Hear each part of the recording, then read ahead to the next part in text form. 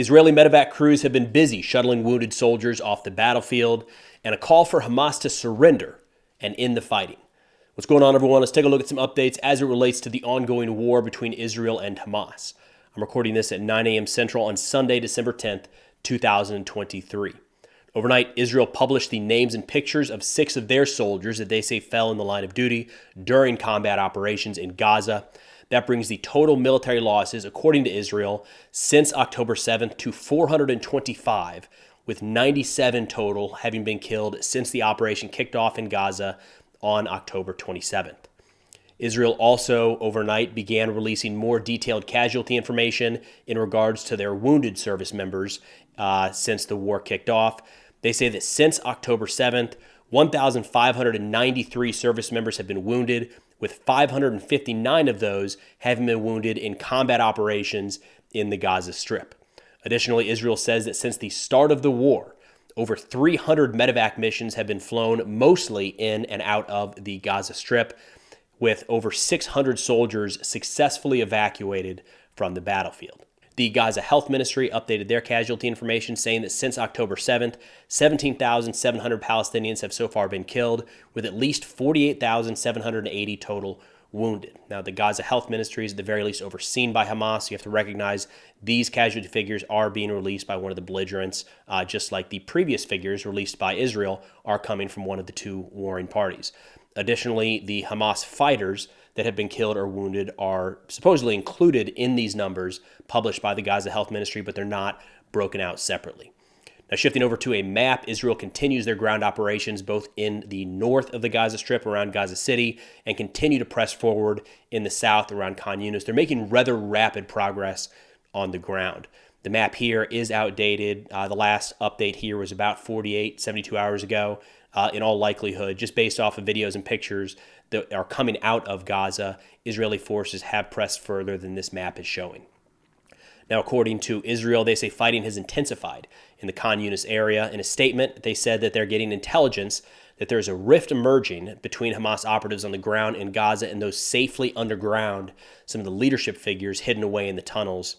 They also hinted at a growing divide between the Hamas leadership, again, those hiding further below in the tunnels, and the Palestinian civilian population above ground. Now, neither one of those claims are outrageous in the middle of an intense fight like this, and it's entirely possible that some of this information is coming off of captured Hamas militants, but it's very hard to prove, right? And neither one of these claims are things that we'll see play out in the coming days or even weeks, but would be something to keep an eye on in the longer term as this war continues.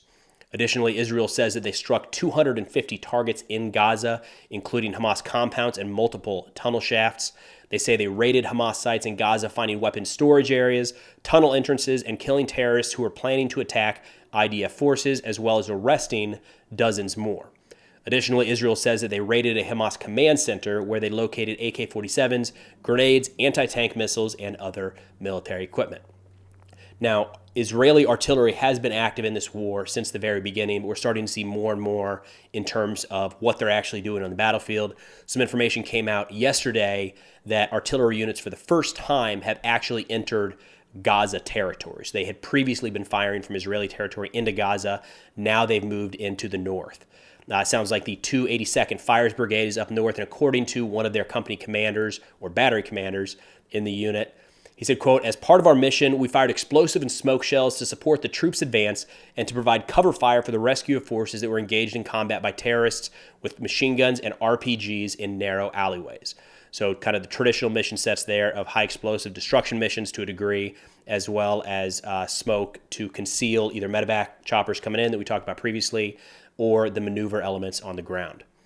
This commander added, quote, "Several days ago, we entered the Shujaya area with the artillery and fired shells at enemy infrastructure, booby-trapped houses, and at weapons storage facilities.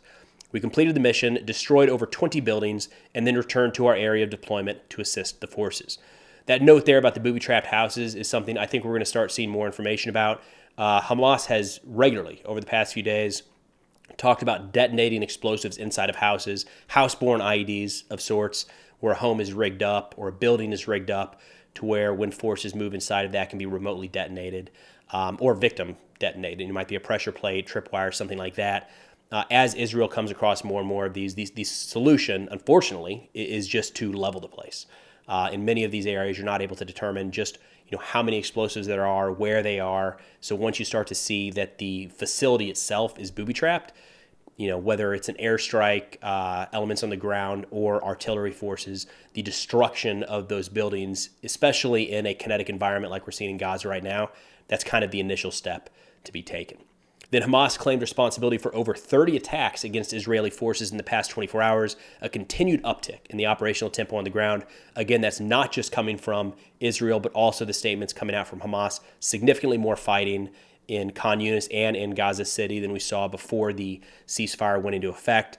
Hamas also released some footage of their fighters engaging an Israeli tank at relatively close range with some of these tandem charge RPGs in and around Gaza. It's not clear if this footage was taken near Khan Yunis or in the northern portion of the Strip. Someone asked the other day why there's not more of a call for Hamas to surrender, give themselves up, and actually put an end to this war, and they've got a point. I feel like we're not seeing a lot of that. Now, back on November 18th, U.S. President Biden wrote an op-ed where he said, quote, "If Hamas cared at all for Palestinian lives, it would release all of the hostages, give up arms, and surrender the leaders and those responsible for October 7th.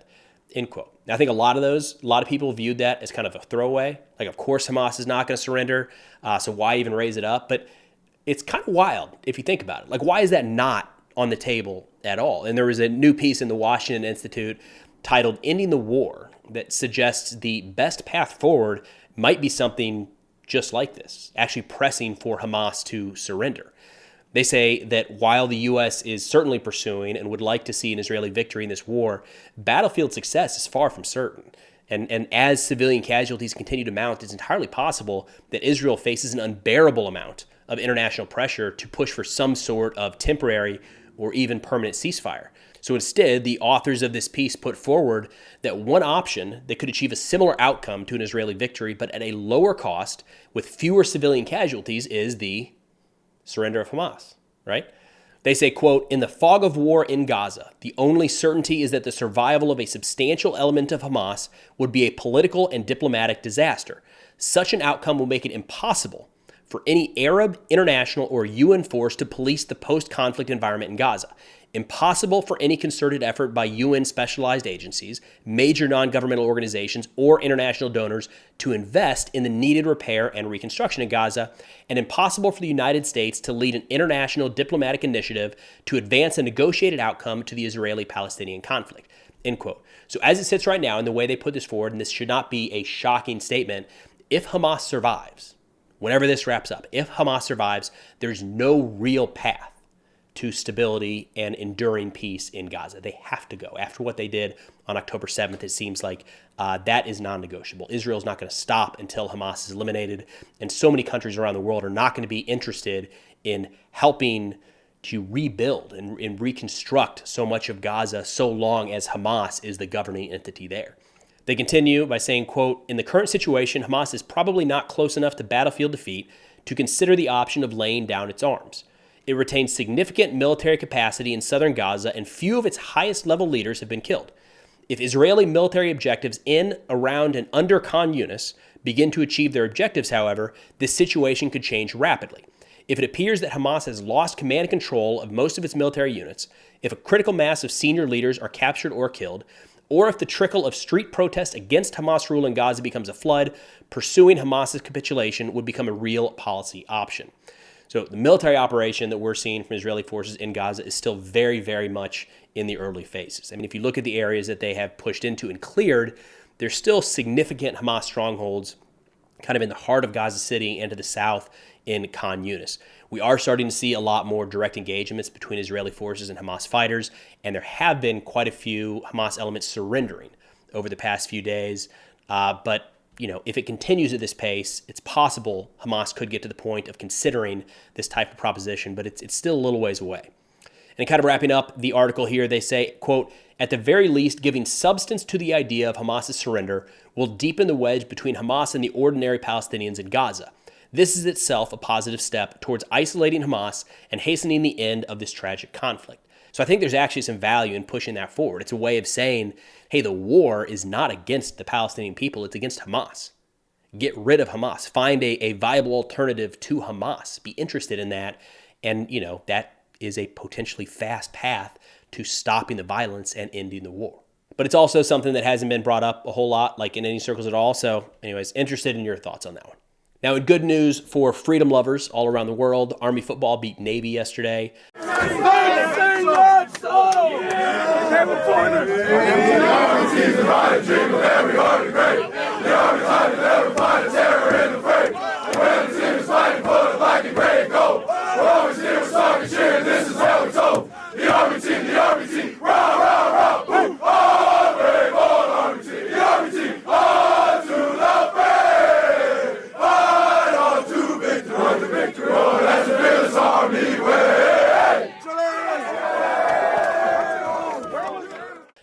Now, leading up to these games every year, military units, U.S. military units from around the world will send in videos saying, like, go Army, beat Navy, go Navy, beat Army, things like that. And Army always is the best ones. It's never even close.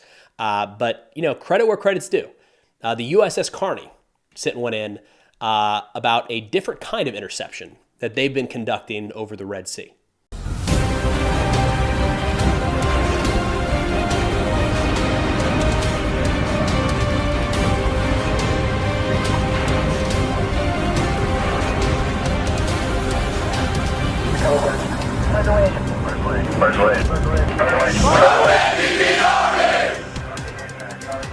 So I haven't seen an official count of missile and drone interceptions, but I think that means that the Carney has shot down 22 Houthi munitions over the last couple of weeks. All right. Well played, Navy. Then yesterday, the Houthi military spokesperson put out that they're going to expand their targeting of commercial vessels, and now any ship of any nationality headed towards Israeli ports is a target for Yemeni forces, or for Houthi forces, more specifically. And why not, right? If you're the Houthis, they haven't really faced any repercussions for what they've done down there so far. They've been launching missiles and drones at Israel, some at U.S. naval vessels. Overnight, a French naval vessel announced that they had joined in and shot down 2 Houthi drones over the Red Sea. For all of this, they captured they shot a music video on that captured vessel from a couple weeks ago. There's really been no response to anything the Houthis have done. So if you're in their shoes, why not? Expand that reach a little bit. Go after more and more in your area of the region. It seems like that's the direction they've decided to go.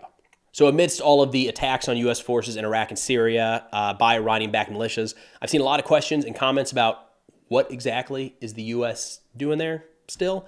Defeating ISIS, destroying ISIS. That threat's still there. They're not gone. They've not been destroyed.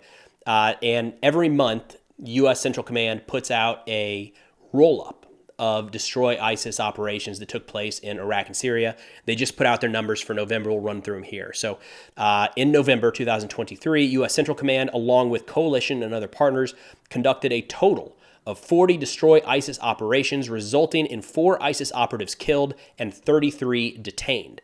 In Iraq, there were 24 partnered operations. Partnered means that it's not just U.S. forces. It's going to be U.S. and Iraqi forces. So in Iraq, 24 partnered operations resulted in 3 ISIS operatives killed and 14 detained. Then in Syria, 16 partnered operations resulted in 1 ISIS operative killed and 19 ISIS operatives detained. That organization is not as robust as it was at its peak, but it's still fully functional in a lot of the world. I mean, we just made a video a couple days ago talking about an Islamic State attack in the Philippines, targeting Christians in the Philippines, a group there that has been pretty severely degraded over the past couple of years. But, just a reminder, that threat still exists. They're out there in a lot of places. Now, there were a number of pretty significant pro-Palestinian protests over the last couple of days.